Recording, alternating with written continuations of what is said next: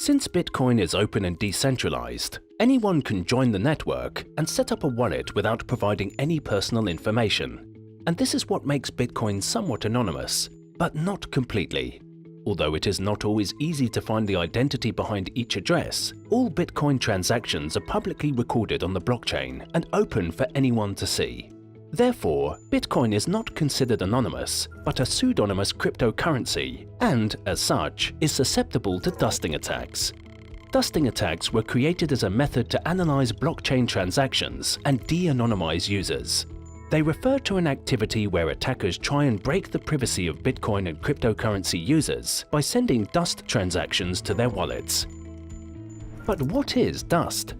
The term dust refers to a tiny amount of coins, an amount that is so small that most users don't even notice. Taking Bitcoin as an example, the smallest unit of BTC is 1 Satoshi, and 1 Bitcoin is equivalent to 100 million Satoshi. So, we may use the term dust to describe an amount between 1 Satoshi to a few thousand Satoshi. Although dusting attacks were initially performed with Bitcoin, they are also happening with other cryptocurrencies that are running on top of a public and traceable blockchain. So how does a dusting attack work? Since each cryptocurrency wallet contains multiple addresses, the first step of a dusting attack consists of sending dust transactions to a large number of targets. The attackers then track down those funds and perform a combined analysis in an attempt to identify which addresses belong to the same wallet. The goal is to eventually link the dusted wallets to their respective companies or individual users.